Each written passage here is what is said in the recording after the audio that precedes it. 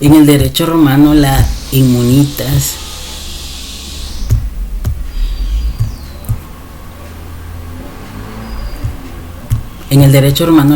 era una dispensa, un privilegio que exoneraba a alguien de los deberes societarios que son comunes a todos. Aquel que había sido exonerado era inmune, mientras que aquel que estaba desmunido era aquel al que se le había retirado todos los privilegios de la vida en comunidad, ¿verdad?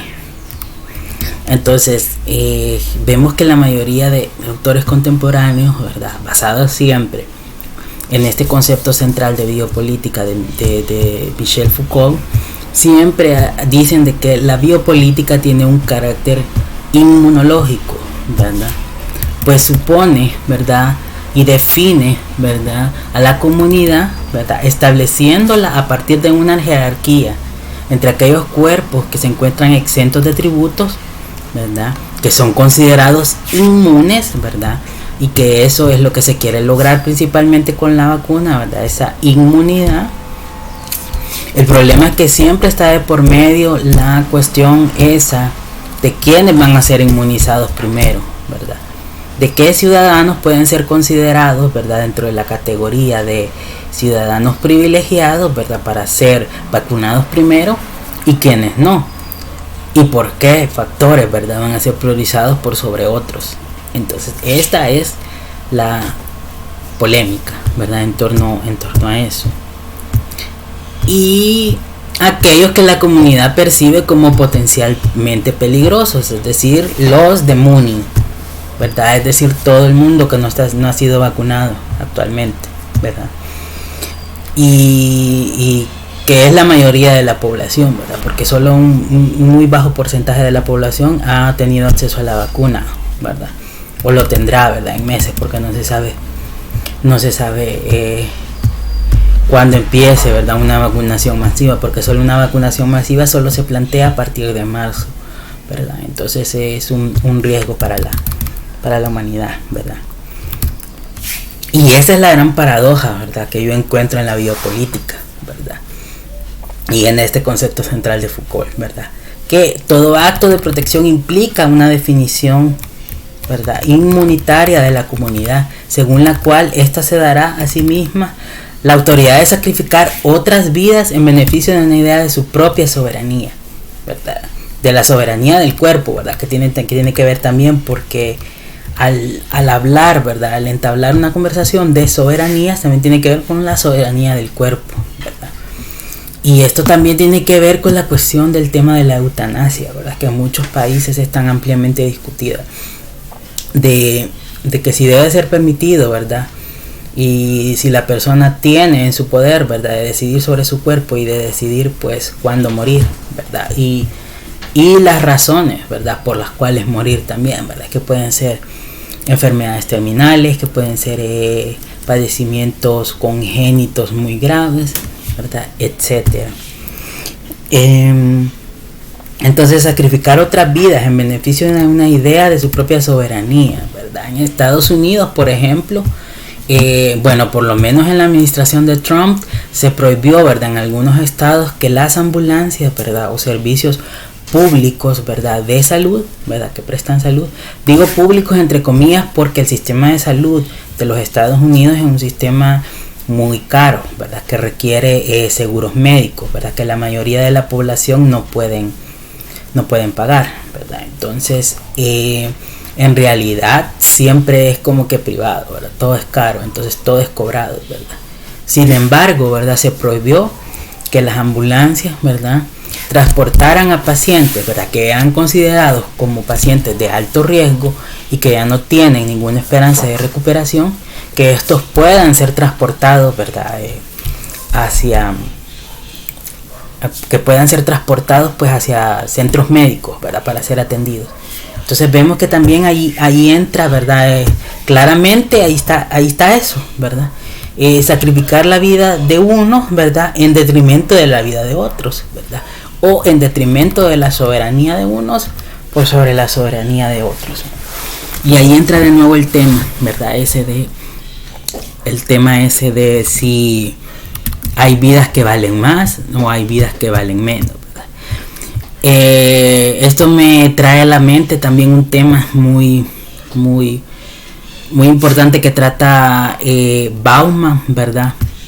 Este sociólogo y filósofo importante tiene un libro que se llama que habla sobre las parias y las vidas desperdiciadas en la modernidad líquida, ¿verdad? Entonces allí él dice, ¿verdad?, que estas categorizaciones sociológicas, estas categorizaciones biopolíticas, ¿verdad?, usando un término de Foucault, son extremadamente peligrosas. ¿Por qué? Porque se está siempre, ¿verdad?, valorizando o usando ciertas categorías que generalmente son categorías totalmente restrictivas y totalmente cerradas, totalmente cegadas, para valorizar a un conglomerado social o a un determinado grupo de personas, ¿verdad?, de la sociedad. Lo cual, dice él, es extremadamente peligroso, porque implica, entre otras cosas, ¿verdad?, la desaparición, ¿verdad?, del voluntarismo humano, ¿verdad?, en las sociedades, y también la desaparición, ¿verdad?, de totalmente de la empatía, ¿verdad? O sea, es decir, se botan, ¿verdad?, se echan a la alcantarilla, ¿verdad?, todos esos conceptos de humanidad, todos esos conceptos de soberanía humanitaria, todos esos conceptos de ayuda, todos esos conceptos de asistencialismo, ¿verdad?, en buen sentido, asistencialismo en el buen sentido, todos esos conceptos de progresión social, ¿verdad?, todos esos conceptos de avance en la escala social, ¿verdad? Entonces es como eso, ¿verdad? Es decir, si hay vidas, ¿verdad?, que son consideradas parias, ¿verdad?, porque estas, a pesar de ser consideradas como vidas parias o vidas inválidas de ser vividas, van a ser valorizadas menos que otras. Y sobre este tema también habla Judith Butler, ¿verdad?, esta importante filósofa inglesa, que ella se centra más que todo en las cuestiones del género, pero que es sumamente interesante, ¿verdad? Y que también tiene un escrito sobre la pandemia también, que se encuentra en el conglomerado de textos de la sopa de Wuhan, ¿verdad?, cuyo nombre es totalmente irónico, ¿verdad?, y totalmente, hasta cierto punto, un poco terrorífico, ¿verdad?, porque basado siempre en esta idea, ¿verdad?, directa de que el virus nació en China, de que el virus mutó en China, en Wuhan, y de que a partir de las sorpresas, ¿verdad?, que se hallan en el mercado de Wuhan, ¿verdad?, ahí fue que nació esta pandemia, esta enfermedad, ¿verdad?, por el consumo de animales exóticos, etcétera, etcétera, ¿verdad? Y eso, también hay una discusión en torno a eso, pero que se dice de que esa es una idea occidental, eurocentrista, ¿verdad?, de culpar solamente a China, ¿verdad?, por el brote del virus, ¿verdad? Pero las evidencias, ¿verdad?, biomédicas y las evidencias, ¿verdad?, totales, ¿verdad?, por así decirlo, pues indican de que así es, ¿verdad?, de que el virus nació ahí. Entonces esto es una paradoja, ¿verdad?, hablar de que existe, ¿verdad?, vidas de que soberanamente pueden imponerse sobre la vida de otras personas, ¿verdad? Y eso es bien discutible, ¿verdad? Es bien totalmente discutible, ¿verdad? Con el descubrimiento de la primera vacuna antivariólica del siglo XIX y los experimentos de Pasteur y Koch, la noción de humanidad migra desde el ámbito del derecho y adquiere una significación médica, ¿verdad? Y es ahí que esta significación médica, ¿verdad?, migra, ¿verdad?, desde la concepción del ámbito de derecho hasta las democracias liberales, ¿verdad?, y patriarco-coloniales europeas del siglo XIX, ¿verdad?, construyendo también, ¿verdad?, una idea de un individuo moderno, ¿verdad?, no solo como agente, ¿verdad?, basado en cuestiones como el género, ¿verdad?, la raza, ¿verdad?, la orientación, sino que también desde aspectos económicos, ¿verdad?, económicamente libre, y también como un cuerpo inmunizado, ¿verdad?, radicalmente separado, que de alguna manera no se debe a la comunidad, es un cuerpo individual, ¿verdad?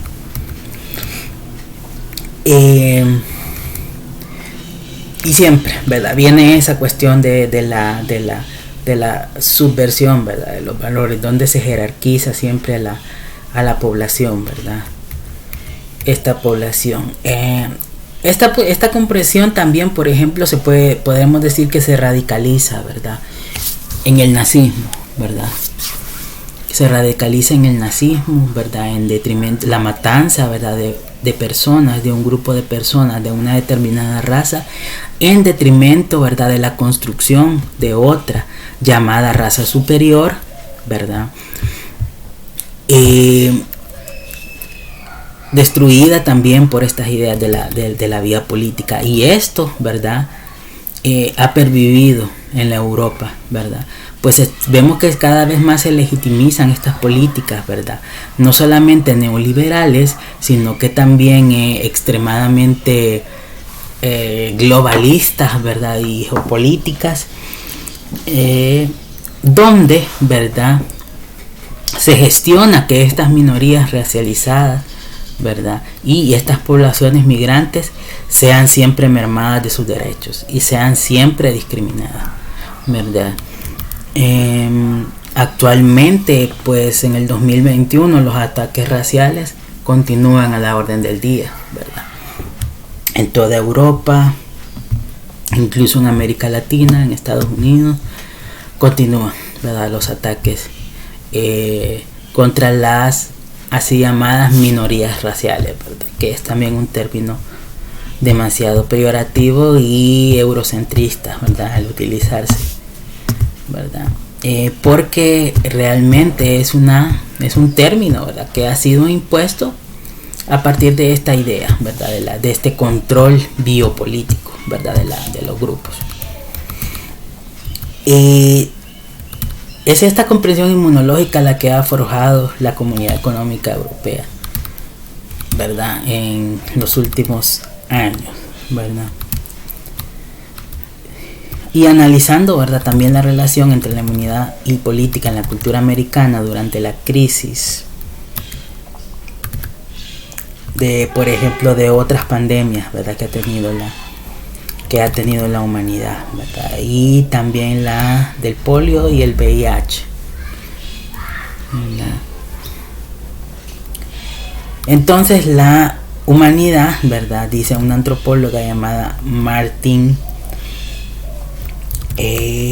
Emily Martin, ¿verdad? Es una antropóloga de la Universidad de Princeton, ¿verdad? Hace una contraposición, ¿verdad? Y lo lleva al plano del contexto de los Estados Unidos, ¿verdad? Entonces esto me resulta bien interesante, ¿verdad? Para analizar la crisis actual, ¿verdad? Global, geopolítica.